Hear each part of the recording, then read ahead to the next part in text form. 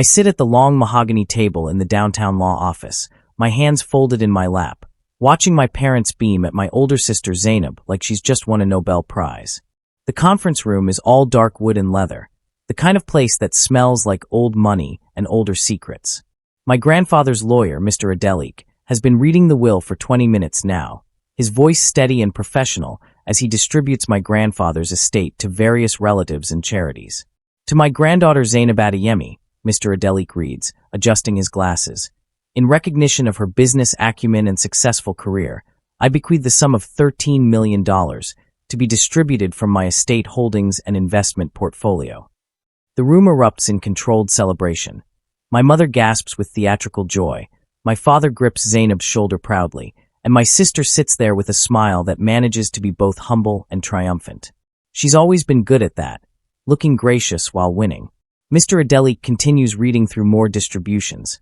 Cousins getting smaller amounts, faithful employees receiving pensions, favorite charities getting generous donations.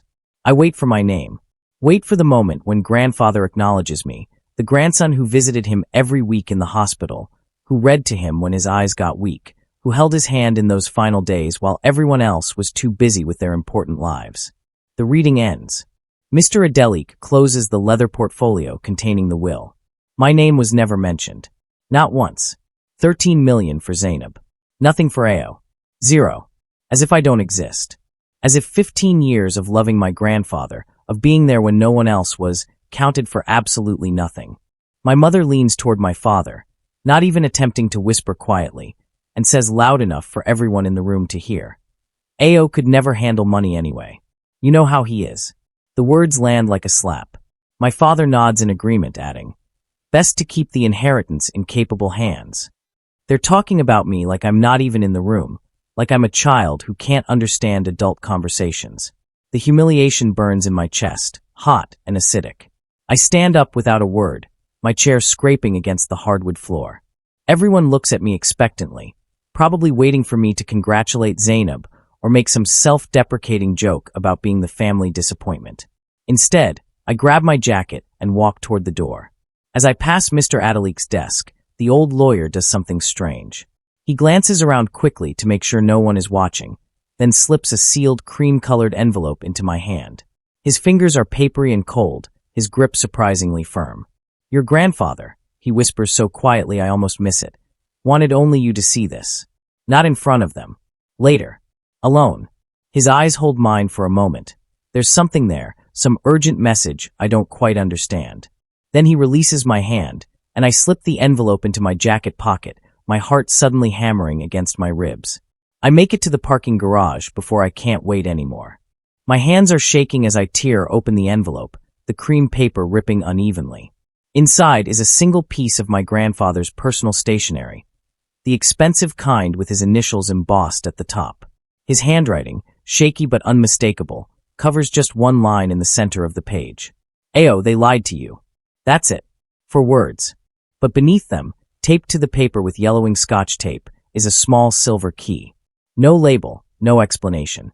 Just the key and those 4 devastating words. They lied to you. I stand in that parking garage, expensive cars gleaming around me, holding this cryptic message from my dead grandfather, and feel the ground shift beneath my feet. My phone buzzes. A group text from my mother to the family. Celebration dinner tonight at the house. 7 p.m. sharp. We need to toast Zainab's success properly. I stare at the message, at the 3 exclamation points, at the way she's already planning a party, while I'm still processing being completely erased from my grandfather's will. They lied to you. What did they lie about? How much did they lie? And why would grandfather leave me this cryptic message instead of just telling the truth in the will itself? I drive home in a daze, the key burning a hole in my pocket. At every red light, I pull out the paper and reread those 4 words, trying to decode meaning from handwriting, trying to understand what my grandfather wanted me to know.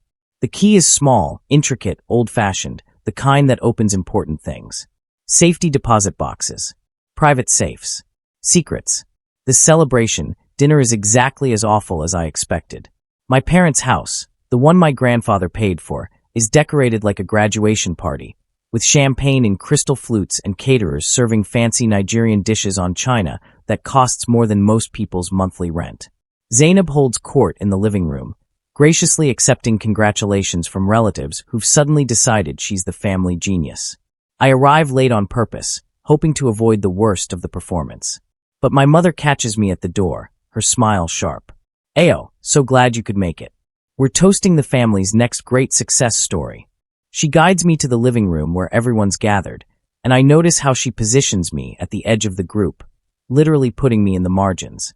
My father raises his glass, his voice booming with false warmth. "To Zainab, who proved that intelligence and business savvy run in this family. Papa would be so proud." Everyone drinks. I hold my glass but don't sip. My mother notices, of course she notices, and leans close enough for me to smell her expensive perfume. "Don't be bitter, Ao. Intelligence skips generations, you know. Maybe your children will be smarter." She says it like a joke, with a little laugh that makes it sound playful. But her eyes are cold, calculating, making sure I know my place. My father joins in, his laugh loud and cutting. "That's nature for you. Can't all be winners." He claps me on the shoulder like we're in on some shared joke, like my humiliation is something we can bond over. Around the room, relatives avoid my eyes, their discomfort palpable. They know this is cruel. They know I'm being publicly diminished. But they say nothing, do nothing, because in families like ours, you don't challenge the people with power. The evening drags on with more toasts, more praise for Zainab, more subtle and not-so-subtle digs at my expense. I make it through dessert before excusing myself, claiming a headache. My mother barely acknowledges my departure, already turning back to bask in Zainab's reflected glory. I drive away from that house feeling the weight of the envelope in my jacket pocket. The one piece of evidence that maybe, just maybe, I'm not the failure they've spent my entire life telling me I am. First thing Monday morning, I'm at my grandfather's old bank, the one he'd used for 40 years, long before the fancy investment firms and modern financial institutions. The building is old but well-maintained, traditional in a way that reminds me of grandfather himself. Solid, dependable, preferring substance over flash. I approach the counter with the silver, key clutched in my sweating palm. "I need to access a safe deposit box," I tell the clerk, a middle-aged woman with kind eyes. "I have the key, but I'm not sure of the box number." She takes the key. But he protected the company. He made sure you'd have the power to stop them when the time came. I feel tears prick my eyes but blink them back. Why didn't he just tell me? Why the secret envelope, the hidden safe deposit box, all this cloak and dagger? Mr. Okoye's expression softens slightly. Because he was afraid. Your parents had convinced the family doctor, the hospital staff, even some of his friends, that he was losing his mental faculties. If he'd openly given you the shares while he was sick, they would have challenged his competency, tied everything up in court for years. By giving them to you 5 years ago when he was healthy, and hiding that fact, he protected your inheritance from legal challenge. My father calls an emergency board meeting for Friday to finalize the sale of Adeyemi Holdings. The meeting notice is sent to all board members and major shareholders. Except me, of course, because no one bothered to update the shareholder registry to inform me I actually owned 35% of the company. They're planning to sell my inheritance out from under me while treating me like I don't exist. I show up anyway. Friday at 9 a.m., I walk into the boardroom of Adeyemi Holdings headquarters, a building my grandfather designed, in a company he built from nothing over 40 years. My father is at the head of the table, confident and commanding. My mother sits beside him, playing the supportive wife. Zainab is there too, apparently invited to observe her future. The board members, 6 successful businesspeople who've served for years, occupy the other seats. My father sees me first. His eyes widen, then narrow with irritation. "Ayo, this is a closed board meeting. You can't just..." "Actually," Mr. Okoye says, walking in behind me with a briefcase, "Mr. Ao Adeyemi has every right to be here. He's the majority shareholder." The room goes silent. My father's face cycles through confusion, disbelief, and finally dawning horror. "What are you talking about? The shares are held in trust." Mr. Okoye opens his briefcase with a dramatic click and removes the stock certificates. These shares were transferred to Ao Adeyemi 5 years ago through a properly executed and notarized stock transfer agreement. He owns 35% of Adeyemi Holdings outright. As such, any proposed sale requires his explicit approval. He hands copies of the documents to each board member. They read in shocked silence. One of the board members, Mrs. Okoro, looks up with an expression I can't quite read. These documents are legitimate?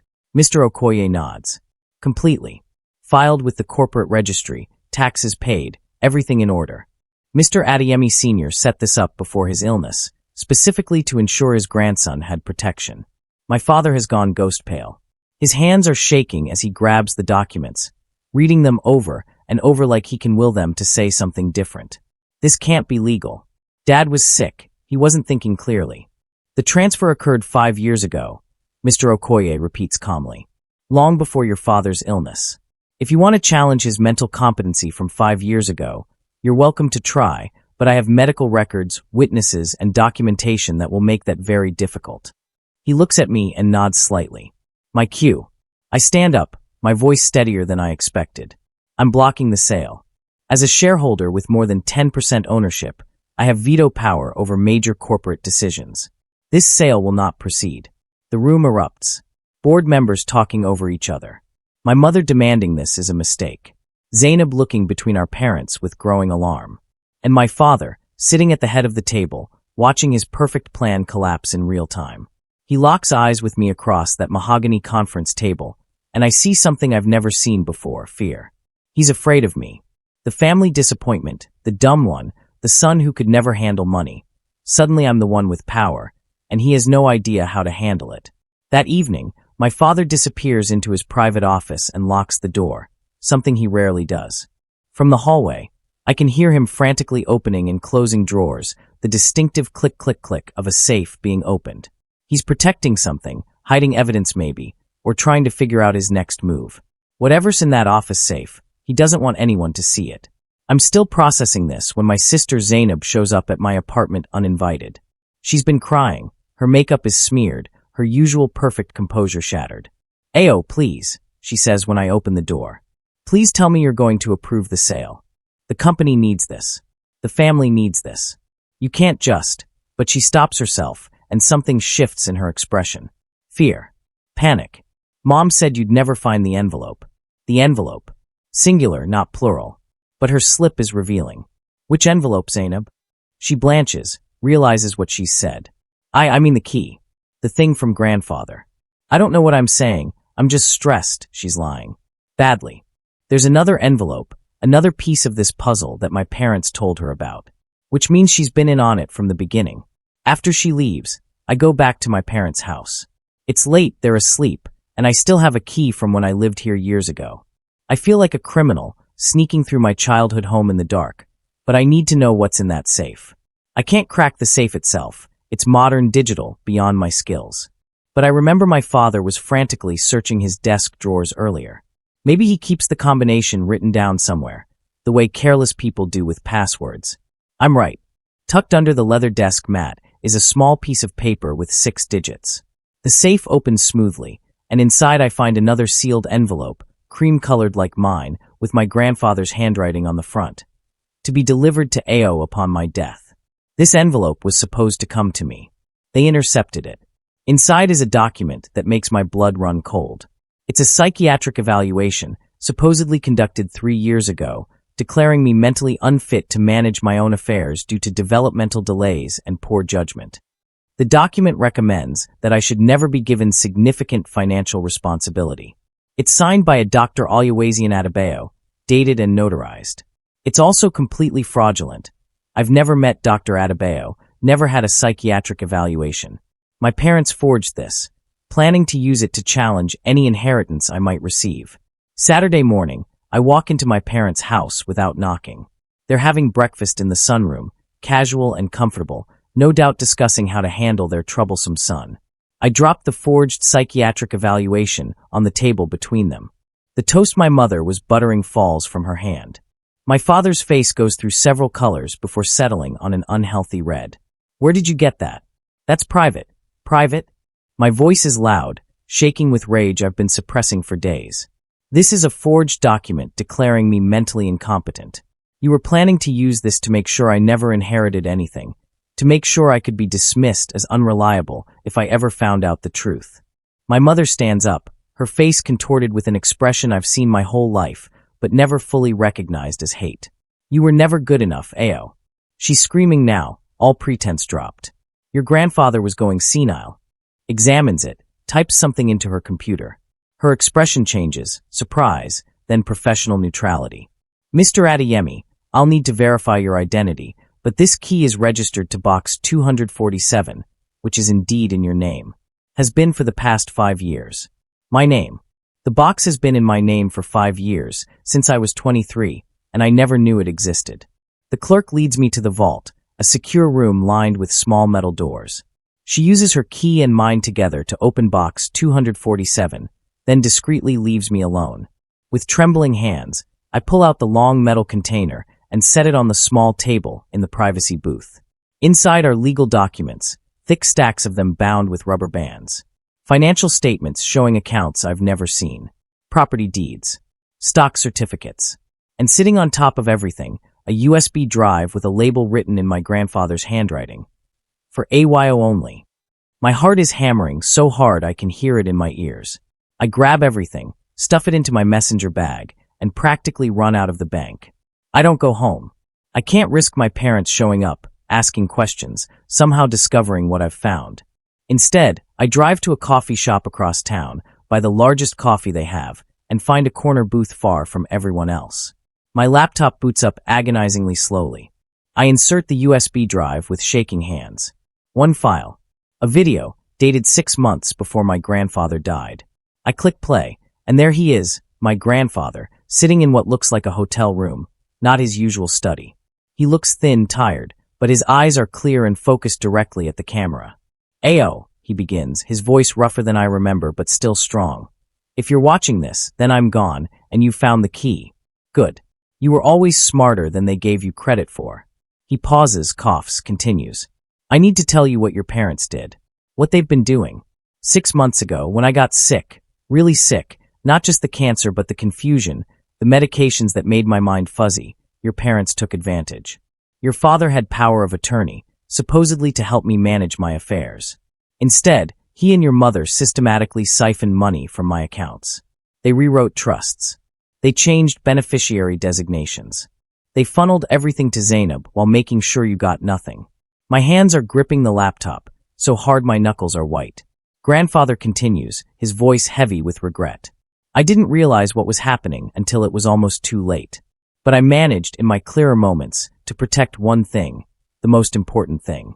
Ayo, you are the rightful heir to what matters most. Not the liquid assets they've already stolen, but the company. My life's work. These documents prove it." The video ends.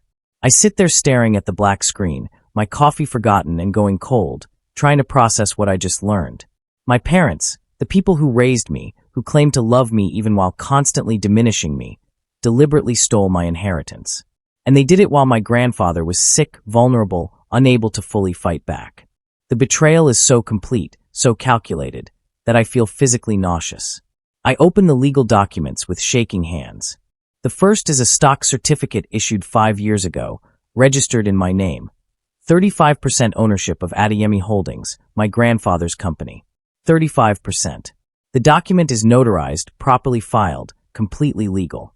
My parents don't own the company. They have voting rights granted by grandfather's trust, but I own the actual shares. A controlling minority stake, big enough to block any major decision. Big enough to stop any sale. And according to the documents, my parents are planning to sell Adeyemi Holdings next month to a multinational conglomerate for $200 million. A sale they literally cannot complete without my approval.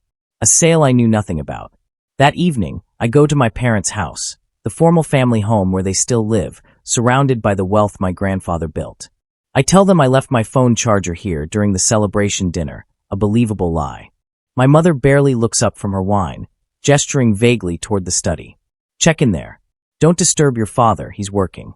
I head toward the study, but as I approach, I hear voices. My father on the phone, my mother apparently with him now. The door is slightly ajar, and their words drift into the hallway.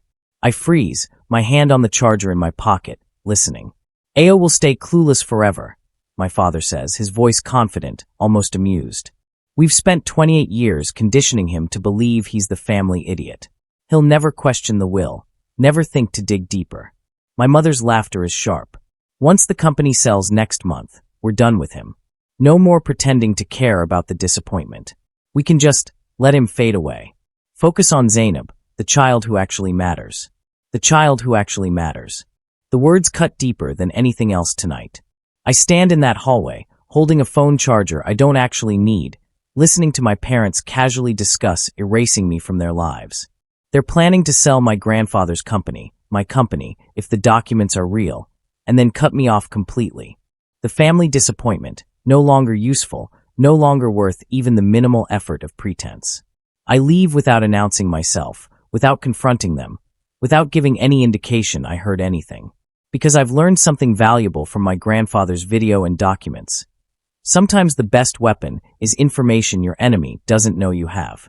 Let them think I'm clueless. Let them think their plan is working. Meanwhile, I'll be building my counterattack. Tuesday morning, I'm in the office of Edwin Okoye, my grandfather's personal lawyer. Not Mr. Adelik who read the will, but the private attorney grandfather used for his most sensitive matters. Mr. Okoye is in his 70s, sharp-eyed, with the kind of quiet intensity that comes from decades of protecting powerful people's secrets. I spread the documents from the safe deposit box across his desk. He examines them in silence, his expression growing more serious with each page. Finally, he looks up at me, his eyes hard. "Ayo, do your parents know you have these?" I shake my head. "No one knows except you and me." He nods slowly. "Good. Keep it that way for now. Because what you're holding is the key to everything. You own 35% of Adeyemi Holdings. That's the controlling minority stake. Your parents have been operating under the assumption that the shares were held in trust and would transfer to them upon your grandfather's death. They don't know he gave them to you outright 5 years ago. Can they sell the company without me? I ask, though I already know the answer. Mr. Okoye confirms it. No. Any sale requires approval from all shareholders holding more than 10%. You can unilaterally block their sale. More than that, you have the right to call a board meeting to demand financial transparency, to audit how they've been managing the company since your grandfather got sick. He pauses, choosing his words carefully. Ayo, your grandfather told me what your parents did. The manipulation, the theft, the systematic erasure of you from his estate. He couldn't undo all of it. They'd moved too quickly, used his power of attorney too effectively. Giving shares to the wrong child. You were supposed to get nothing because you deserve nothing. You've been a disappointment since the day you were born. The words hang in the air, ugly and final. My father tries to recover, to de-escalate, but it's too late. The truth is out. They never loved me. They tolerated me at best, actively worked to harm me at worst. Everything I suspected, every hurt feeling I told myself I was imagining, it was all real. They stole from me, forged documents about me, and planned to erase me from the family entirely. This document proves fraud. I say quietly, my rage settling into something colder and more useful. You forged a psychiatric evaluation to disinherit me. That's illegal. Criminal. And I have the original envelope that was supposed to be delivered to me, showing you intercepted grandfather's final message. I pull out my phone and show them photos of everything from the safe deposit box. I have grandfather's video testimony explaining what you did. I have financial records showing the money you siphoned.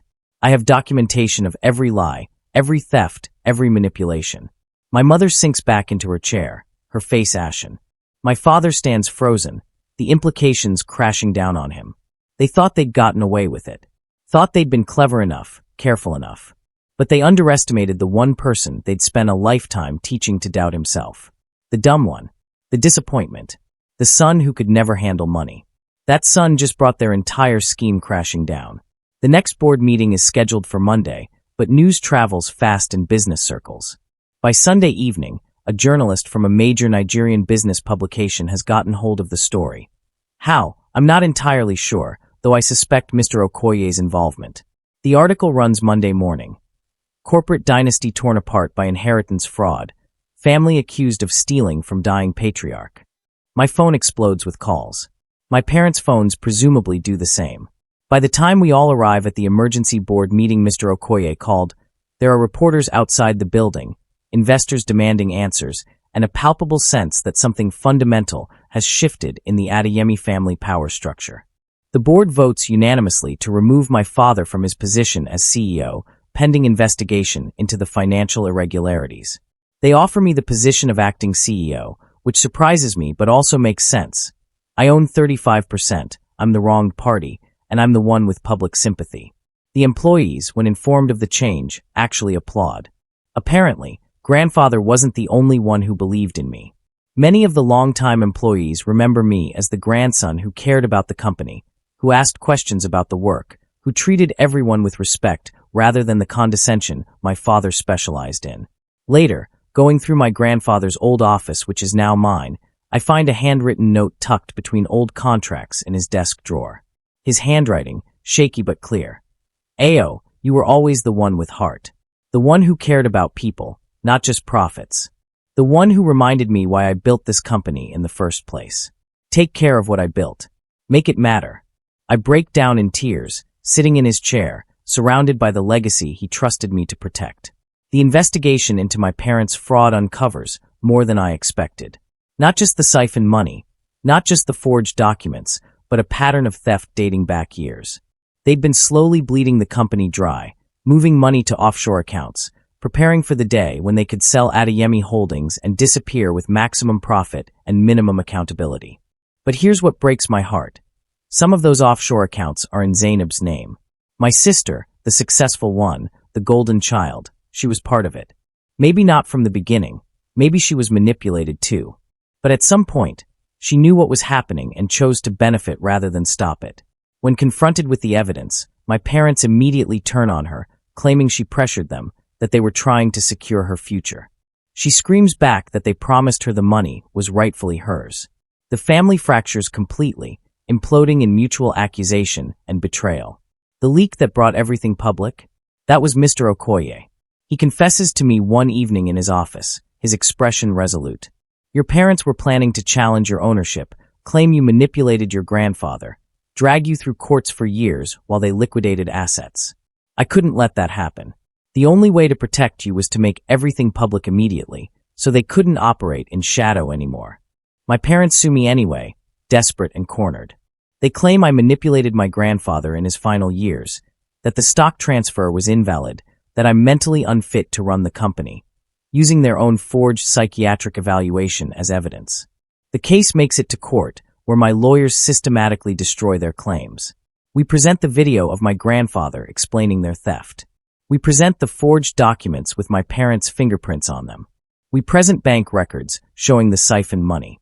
The judge dismisses the case within 2 hours and refers my parents to the prosecutor's office for possible criminal charges. Outside the courthouse, my mother tries one final manipulation. She's crying, real tears this time, tears of genuine fear, and grabs my arm as I walk past. Ayo, please, don't abandon us like this. We made mistakes, but we're still your parents. Don't destroy your own family.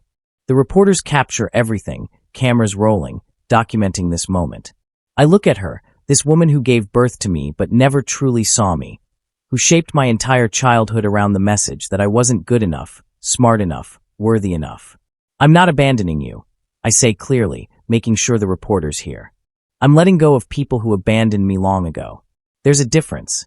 6 months later, I'm sitting in my office at Adeyemi Holdings, the CEO's office that my grandfather designed with huge windows overlooking Lagos. The company is stable now, growing even. I've implemented changes grandfather always wanted, but my father blocked. Better employee benefits, ethical supply chains, community investment programs. We're making slightly less profit, but we're making it with dignity. I've created a foundation in my grandfather's name focused on education and youth empowerment. The irony isn't lost on me. The grandson they call dumb running an education charity. I fund scholarships for kids like I was. Smart but dismissed, capable but doubted, worthy but unseen. Every time I hand out an award, I think of my grandfather's note. You were always the one with heart. Zainab reached out once, a long letter explaining how our parents manipulated her from childhood, how they pitted us against each other, how she's sorry. I believe her mostly. But belief doesn't mean reconciliation. She made choices, even if those choices were influenced. She chose to keep money she knew was stolen. She chose her comfort over truth. I sent a brief response. I hope you find peace. But I can't be part of your journey toward it. We haven't spoken since. My parents face criminal charges for fraud and forgery. Their lawyers are working on a plea deal. They'll likely avoid prison due to their age and lack of criminal history, but they're financially ruined, socially destroyed, and estranged from both their children. Sometimes I feel guilty about that. They're my parents, after all. But then I remember my mother screaming that I was never good enough, my father laughing at my humiliation, both of them plotting to erase me entirely. And the guilt fades. The original envelope from my grandfather, the one with the key and the note saying they lied to you, is framed in my office. But I keep it turned around, private, so only I can see it. On the back, in my grandfather's handwriting, is a message I didn't notice at first, hidden on the envelope's reverse side. The real heir always rises. He was right. Not because of money or corporate titles or revenge, but because the real heir isn't determined by favoritism or manipulation or who gets mentioned in a will. The real heir is the one who honors the legacy, who carries forward the values, who uses power to build rather than destroy. My grandfather built Adeyemi Holdings from nothing because he believed in creating opportunities for others. Now I'm doing the same, not despite my parents' betrayal, but in some strange way because of it. I learned what not to be. I learned that love conditional on success isn't love. I learned that family isn't always who shares your blood. Sometimes it's the lawyer who protected you, the employees who believed in you, the grandfather who saw you when no one else did. I learned that being called dumb doesn't make you dumb, and being underestimated can be its own kind of power. The $13 million my sister gloated about? Frozen by the courts, likely to be returned to the estate once the fraud investigation concludes. Meanwhile, I've built something worth far more than any bank account. A company that matters, a legacy that helps people, and the certainty that I earned everything I have. Not through manipulation or theft, or riding on someone else's work, but through surviving, persisting, and refusing to accept the diminished version of myself that my family tried to make me believe was truth. I keep my grandfather's envelope locked in my desk drawer. Some days, when I'm tired or doubting or wondering if I'm doing this right, I take it out and read that message. The real heir always rises. It's not about money. It never was. It's about becoming the person worthy of the legacy you've been given. And after 28 years of being called the dumb one, the disappointment, the child who didn't matter, I've finally become exactly who my grandfather believed I could be. The real heir. Not because it was said so, but because I earned it.